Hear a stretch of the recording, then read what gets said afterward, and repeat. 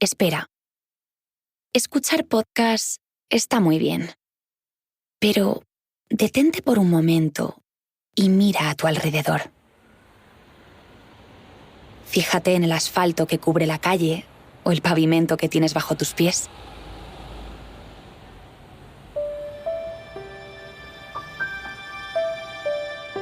Fíjate en los semáforos que regulan el tráfico y el movimiento de los peatones. En ese coche de policía que acaba de pasar a tu lado. Repara en las personas que barren la suciedad de las calles o en el jardinero que mantiene verde el césped del parque.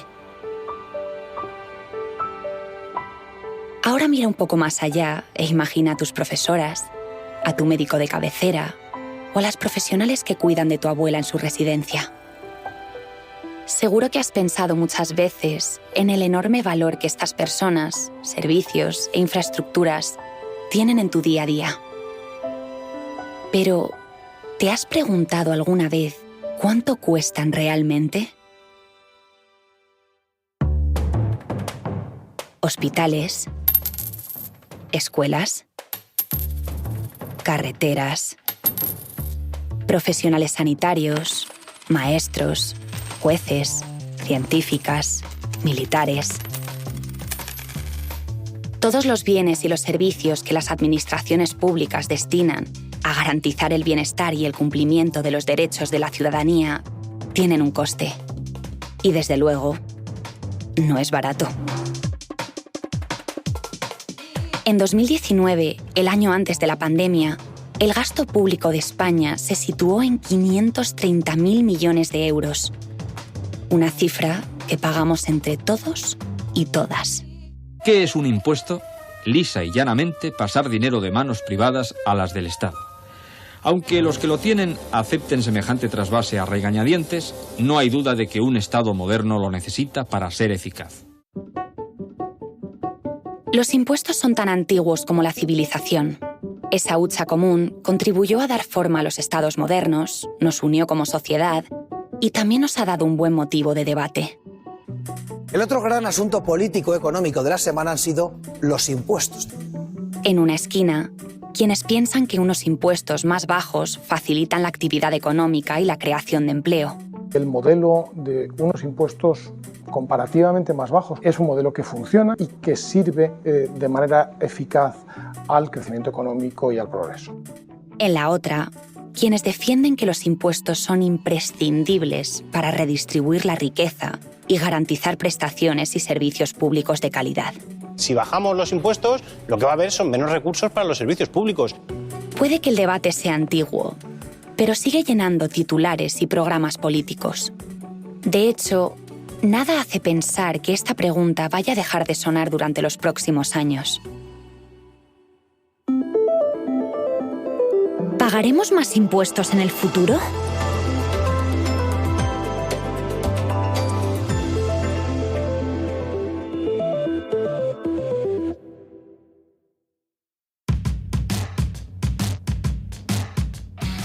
Muchos, demasiados. Es que no solo es que recibimos servicios públicos, que esos hay que pagarlos. Aparte es que se gasta dinero en otras cosas que no deberían de gastarse y que no son prioritarias y menos en este momento. Creo que pagamos los impuestos justos teniendo en cuenta los servicios que tenemos. Yo llevo a mis hijos a la educación pública, a guardería y a colegio, y disfruto siempre, y digo disfruto adrede, de la sanidad pública. Entonces creo que los impuestos que pagamos están muy bien pagados. Pagamos muchos impuestos para lo que recibimos, ¿sabes? No como los países del norte que tienen, vale, que te pueden quitar un 40-60% de impuestos, pero se ve en la salud, en el transporte público, es diferente. Igual en las empresas. Las empresas es que, ¿sabes?, están mal y muchas empresas terminan quebrando por el pago de impuestos que tienen que hacer. Creo que tenemos que pagar más, pero más repartido. Que impuestos estamos bien hartos, somos autónomos, estamos bien hartos de las subidas. A pesar de la extendida opinión general, los españoles no estamos en contra de pagar impuestos. De hecho, los datos de encuestas como el CIS reflejan que muchos de nosotros estaríamos encantados de pagar más a cambio de mejores servicios públicos. He dicho muchos, no todos. El popular youtuber El Rubius, con casi 40 millones de seguidores, ha anunciado que se muda a Andorra, donde se pagan menos impuestos, y ha provocado un encendido debate en redes sociales. Los influencers y creadores de contenido en Internet son los últimos en sumarse a la lista de deportistas y famosos que se trasladan al Principado por su baja fiscalidad. Lejos del mito de la picaresca, 9 de cada 10 españoles consideran que la evasión de impuestos es una conducta incívica. Yo sé que habrá gente que me critique y eso, pero bueno, que...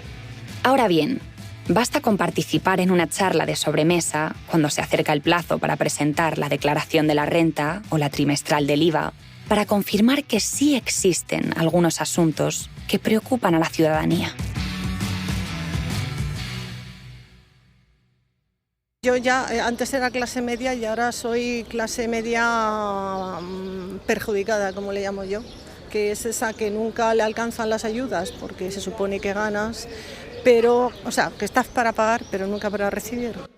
Que pagamos mucho para la contraprestación que recibimos. Las clases medias son las que más pagan, con diferencia. Y las clases bajas no deberían de pagar absolutamente nada. O que los impuestos se recaudan de manera injusta y que quien tiene más acaba pagando menos. Todos hemos escuchado alguna vez, y quizás incluso defendido, alguna de estas dos posturas. Este parece un buen momento para preguntarnos si tenemos razón en el diagnóstico.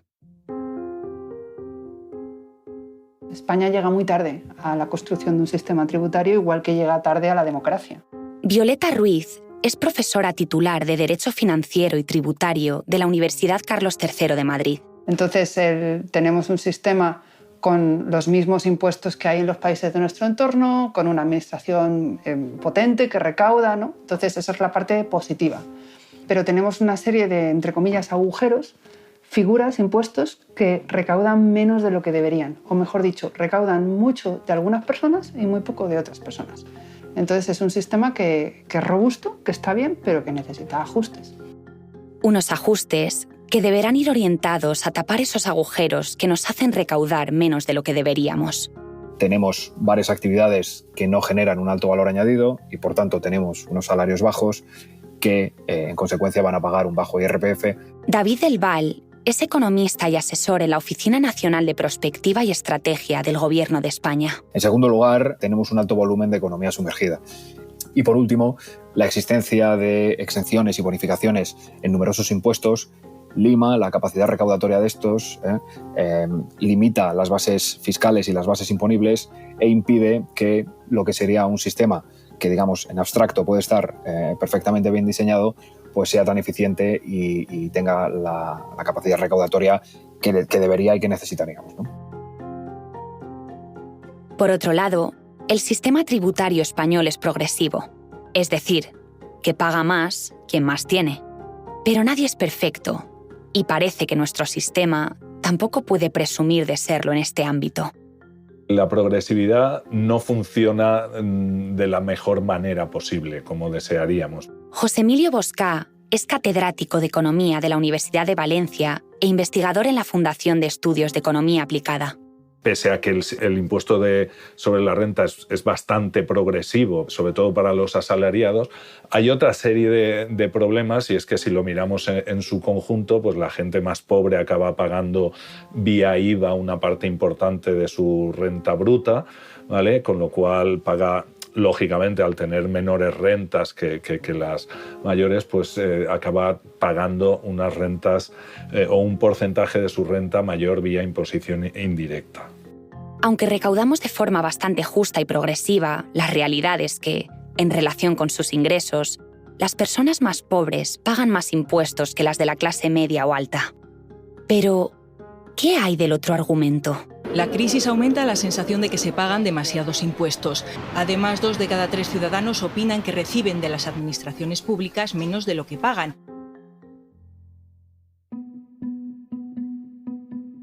Cuando el ciudadano ve buenos servicios públicos, buena sanidad, buena educación, buenas carreteras, ve que lo que recibe del Estado es de forma creciente y efectivo, cuando la lista de espera en el médico es más baja que cuando es más alta, cuando la operación te la hacen antes que después, está mucho más dispuesto a pagar impuestos. Mientras que si tú percibes que no se gasta tu dinero de forma eficiente o se gasta en cosas banales o que a la gente no le interesa, pues la gente en general está mucho menos dispuesta a pagar impuestos y la contestación a las subidas impositivas es mucho mayor. Todos queremos más y mejores servicios públicos, y nuestra opinión acerca de los impuestos está directamente ligada con nuestra percepción de cuánto obtenemos a cambio de nuestra aportación. Creo que sí pagaría más impuestos para que la gente que nos da esos servicios públicos, es decir, profesores, médicos, enfermeras, todo el personal sanitario, estuviese mejor, contratasen a más y su trabajo fuese mejor para que también lo que recibimos sea mejor. No, para nada, no, ya pagamos demasiados impuestos y ya que no llegas a final de mes casi, o sea, hoy en día ahorrar entre unas cosas y otras es muy, muy difícil. Sí, estaría dispuesta a pagar más impuestos. Pago muchos, pero estaría dispuesta a pagar más siempre y cuando el reparto fuera mejor. Con los impuestos que se pagan, incluso con menos, el dinero se derive a recibir servicios públicos. La sanidad, la educación, las pensiones de los mayores, que las carreteras estén asfaltadas, que haya una justicia rápida, etc.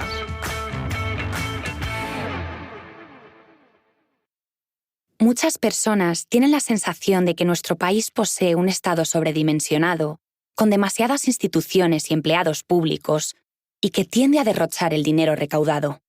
Sin embargo, los datos demuestran que, en realidad, ocurre exactamente al contrario.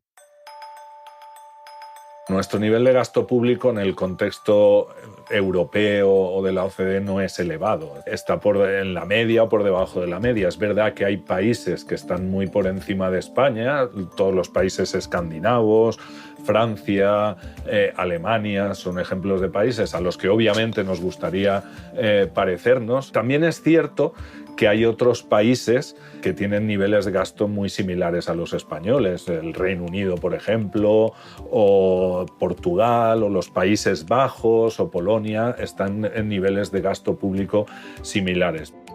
En relación con su riqueza, España está, de hecho, entre los países con menor gasto público de Europa. Y además, tampoco tenemos un exceso de empleados públicos. Si medimos el empleo en el sector público respecto al empleo total, pues nos encontramos que estamos un poco por debajo de la media. Hay como un 17, casi 18% de promedio en la OCDE, mientras que España pues, está entre el 15 o cercano al 16% con los datos que tenemos. Y antes de pasar a argumentar que el problema no está en el cuánto gastamos, sino en el qué hacemos con ese dinero, conviene aclarar ¿a dónde van a parar exactamente nuestros impuestos? Básicamente gastamos en pensiones y luego en sanidad y en educación.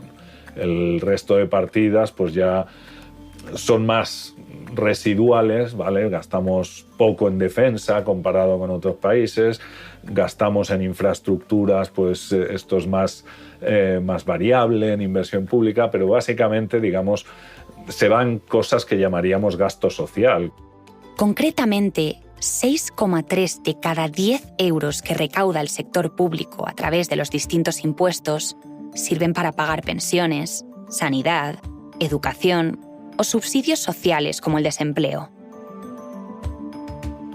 Es decir, a tenor de los datos, nuestro gasto público no parece excesivo, y aunque siempre es posible ahorrar un poco más aumentando la eficiencia de las administraciones públicas, este no es, ni mucho menos, el mayor de los problemas de nuestro sistema. Yo creo que se pueden mejorar los servicios públicos, pero la dimensión de esa mejora, solamente con eficiencia, creo que es imposible, sinceramente. Olga Cantó es catedrática de Economía de la Universidad de Alcalá de Henares en Madrid, y la segunda parte de su reflexión anticipa ¿dónde está el verdadero reto? Porque estar entre 5 y 7 puntos por debajo de la media de recaudación en Europa, eso significa que nuestro desequilibrio entre ingresos y gastos es muy alto y eso se acumula con el tiempo. Recaudamos poco, mucho menos de lo que nos correspondería por nuestro nivel de renta.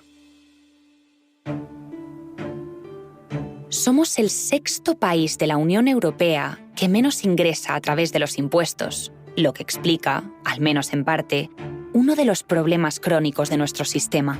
El Estado cierra el año con un déficit casi medio punto por encima del objetivo marcado. Además, el FMI cree que no cumpliremos con los objetivos de reducción del déficit. La Comisión Europea ve negros nubarrones sobre la economía española, hasta tal punto que considera muy difícil cumplir los objetivos de déficit para este año y el próximo.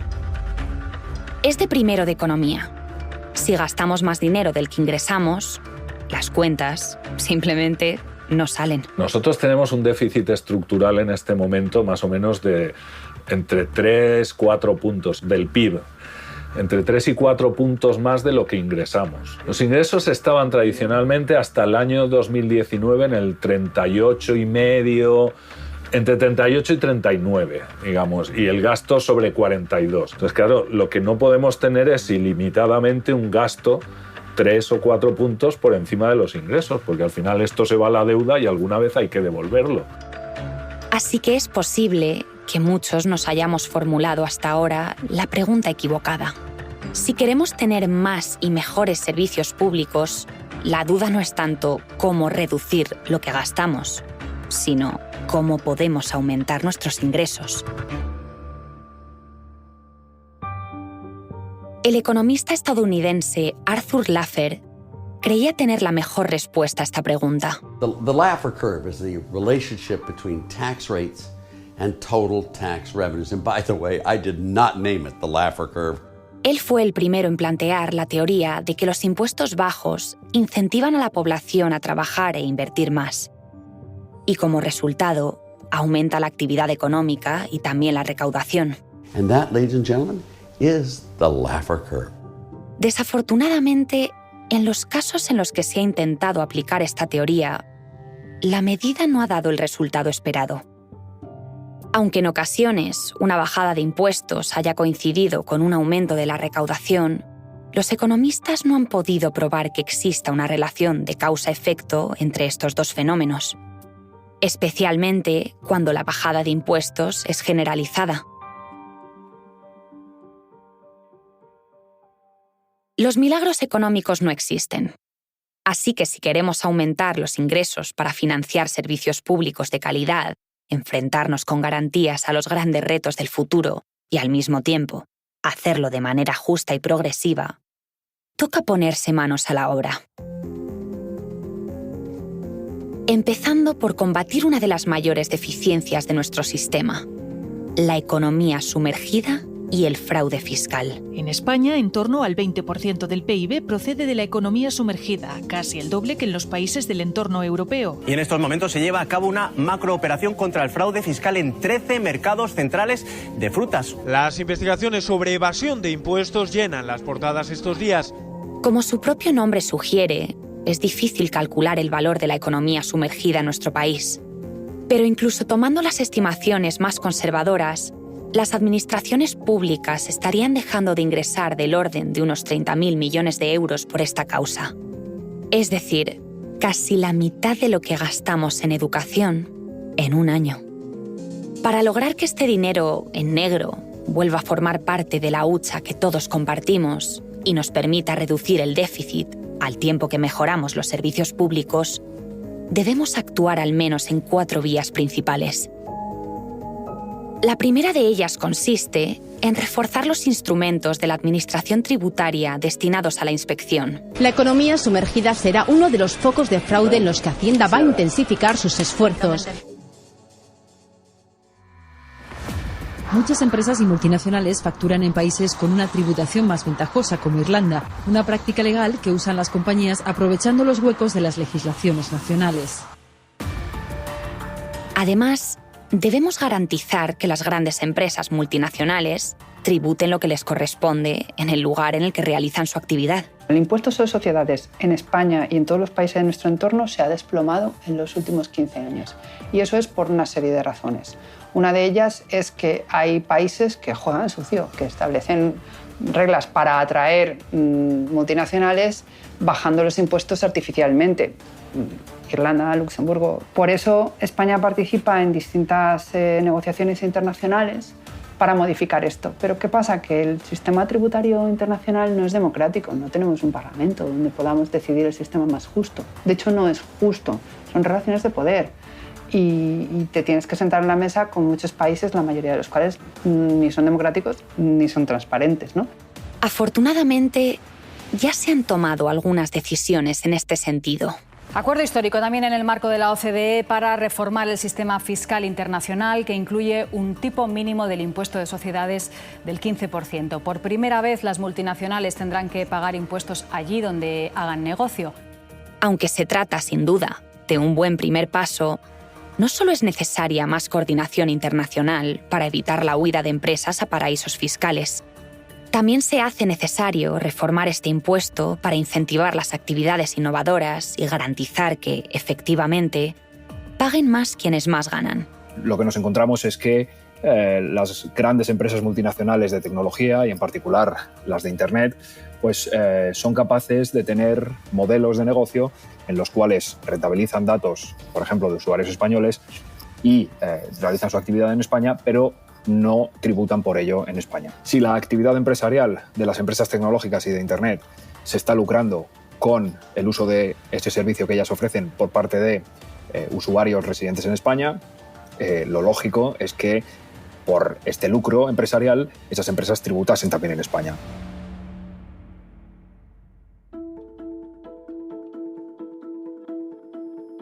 Es evidente que los impuestos también deben evolucionar, adaptarse a la realidad económica y contribuir a combatir la desigualdad y la pobreza. De media, los hogares más pobres tienen una carga fiscal del 28% frente al 33% de los más ricos, que ganan más de 10 veces más. Según datos oficiales, España es el quinto país de la Unión Europea con mayor desigualdad de renta y con más personas en riesgo de pobreza. Nuestras figuras tributarias son menos eficaces de lo que deberían para atajar el problema de desigualdad y pobreza que tenemos en España, que tenemos unas tasas de desigualdad y pobreza más altas de lo que las tienen los estados con los que nos comparamos. Y esto es un problema muy grave. Si queremos un sistema fiscal más justo, los impuestos directos sobre el patrimonio deberían incidir sobre la concentración excesiva de la riqueza. Lo que no tiene sentido es que yo tenga un tipo impositivo medio del 25% sobre cada euro que gana alguien trabajando y luego alguien que tenga un activo de riqueza que le puede dar hasta rentabilidad no esté gravado, ¿no? Esa rentabilidad obviamente sí está gravada, pero no la tenencia de ese activo, ¿no?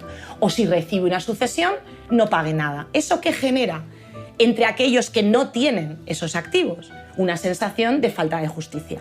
El sistema deja de ser legítimo. Se debería reformar el impuesto sobre el patrimonio y el impuesto sobre sucesiones para evitar la competencia fiscal y para permitir que estos impuestos tengan un mayor potencial recaudatorio. Y luego, España suspende en impuestos medioambientales.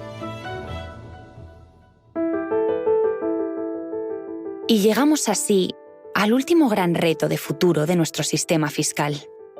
Alinear nuestros objetivos económicos con aquellos que tienen que ver con el futuro del planeta, la sostenibilidad, la reducción de emisiones y el consumo responsable de recursos naturales. Un impuesto ambiental o un impuesto energético con objetivos ambientales debe tener como su finalidad fundamental corregir los problemas ambientales. Y esto lo hace a través de incentivos para reducir esas emisiones o para el desarrollo de nuevas tecnologías. Xavier Lavandeira es catedrático de Economía de la Universidad de Vigo y experto en fiscalidad medioambiental. Es un instrumento fiscal, sí, pero que busca fundamentalmente cambios, objetivos extrafiscales, por así decirlo, una reducción de emisiones, un cambio bastante radical en nuestras economías, ¿no? España está aún lejos de los países de su entorno en la conocida como fiscalidad verde. Un tipo de impuestos que incentivan las prácticas ecológicas a través de una sencilla máxima. Quien contamina, paga. El transporte es un sector fundamental. La electricidad también es un sector fundamental. Tenemos que reducir las barreras fiscales a la electrificación, que es donde más renovables podemos instalar. Que, por ejemplo, un coche eléctrico tenga una fiscalidad muy reducida de matriculación y un coche de muy ineficiente en términos de consumos energéticos y basado en carburantes, que tenga una fiscalidad muy elevada en la matriculación, ¿no? Y a la vez, pues los sistemas de subvenciones, pues lógicamente deben centrarse en las instalaciones o en los vehículos que son pues poco contaminantes, ¿no? Pero desde luego el transporte es un sector que tiene muchísimas dificultades, en el que hay que realizar muchas actuaciones. Tenemos una de las fiscalidades más favorables de nuestro entorno en general en torno al transporte.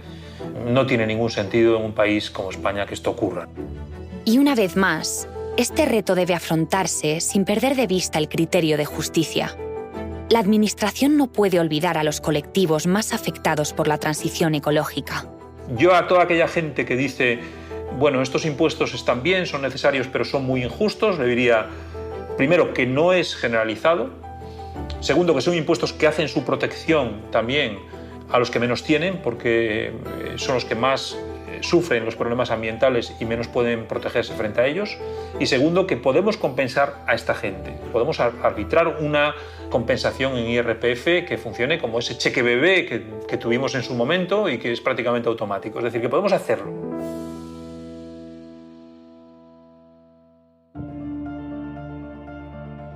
Los impuestos son la base sobre la que nuestras sociedades han construido el estado de bienestar.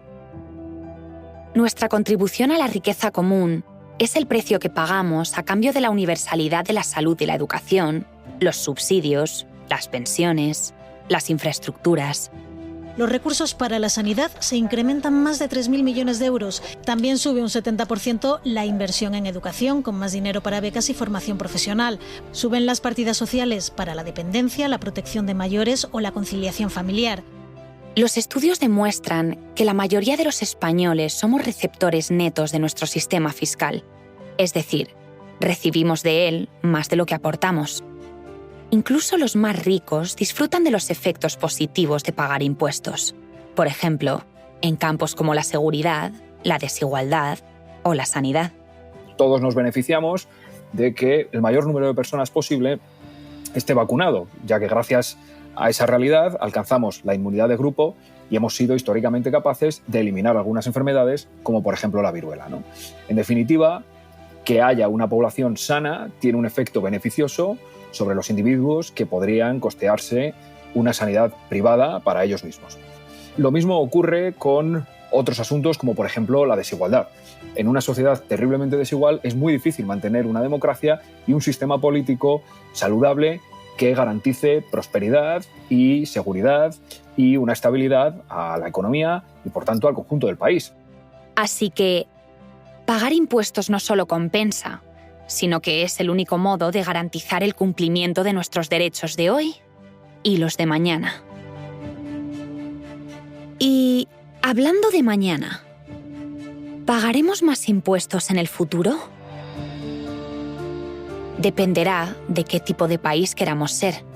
Aplicando las medidas adecuadas y mejorando el diseño del sistema tributario, podremos aumentar la recaudación fiscal para mejorar nuestros servicios públicos y afrontar con garantías los grandes retos globales.